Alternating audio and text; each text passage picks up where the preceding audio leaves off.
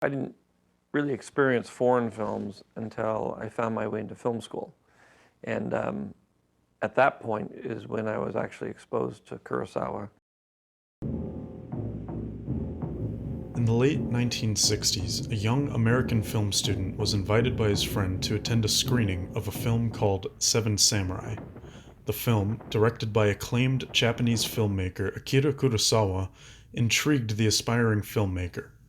Kurosawa's films strayed from the work of traditional Japanese filmmakers due to his longtime love of Western films by directors like John Ford and Fritz Lang. His Jedi Gekis, translated to period pieces in English, were considered his greatest accomplishments. Typically set in medieval Japan, his films often centered around themes such as the master-disciple dynamic, cycles of violence, the heroic champion, and the close examination of nature and human nature. His framing techniques were second to none in capturing emotion and the visceral effects of battle and combat. His use of elements, his demand for realistic and immersive sets, his use of movement, his dedication to holding a single shot, often panning to change the in-shot subjective focus, and his closeness to the editing process raised the bar for action films.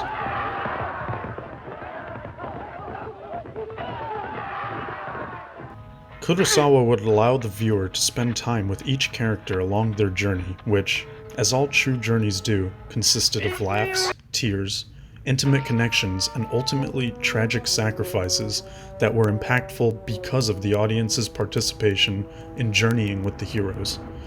Some of his iconic visual techniques included side-swipe transitions, far-away telescopic zoom shots, and the use of slow motion to highlight the death of an individual and mark its importance as such. The young film student would continue viewing and studying Kurosawa's work, Yojimbo, Rashomon, Ikuru, and Hidden Fortress. The influence of Kurosawa embedded itself within him and fused itself with his love for science fiction. In 1977, the world experienced the result. To those familiar with George Lucas, his inspiration from Kurosawa is no secret. When casting A New Hope, Lucas tapped Kurosawa's star actor, Toshiro Mifune, to play the role of either Obi-Wan Kenobi or Darth Vader. Mifune reportedly declined as he expected the product to cheapen the image of the samurai.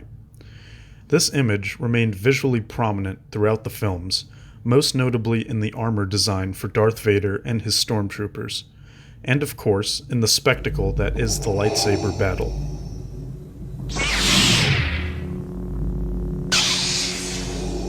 From Hidden Fortress, Lucas borrowed the idea of telling the story from the point of view of the lowest characters. The bickering, pathetic frenemies, Tahe and Matachichi, became R2-D2 and C-3PO. The spunky Princess Yuki became Princess Leia. General Makabe became Obi-Wan, and from Seven Samurai, the personality of Kanbei became Yoda. Lucas made a point, like Kurosawa, to allow the audience to build close relationships with the characters through humor and explored similar themes such as cycles of violence, nature, the exploration of duty as manifested in Bushido, inspiration for the Force, the master-disciple relationship, and doing the right thing in a corrupt society. He even borrowed the sideswipe transition. There are those who claim that Lucas simply copied Hidden Fortress, but I disagree with this assertion. His influence from Kurosawa, although blatant at times, contributed to something entirely new and constitutes a celebration of a man Lucas would refer to as the Master. The Star Wars franchise remains stronger than ever. Since its acquisition by Disney, the franchise has been touched by acclaimed directors such as J.J. Abrams, Gareth Edwards, and Rian Johnson. Each of their respective installments to the series has been inspired by the work of Kurosawa. In The Force Awakens, Abrams admitted to channeling high and low.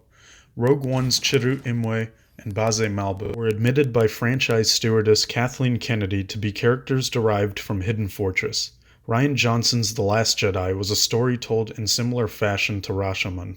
Even Adam Driver admitted to studying the works of Kurosawa as his first order of business after accepting the role of Kylo Ren. Akira Kurosawa may have passed, and George Lucas may have passed on his franchise to new hands, but the legacy of the master's influence is alive and surrounds us even today.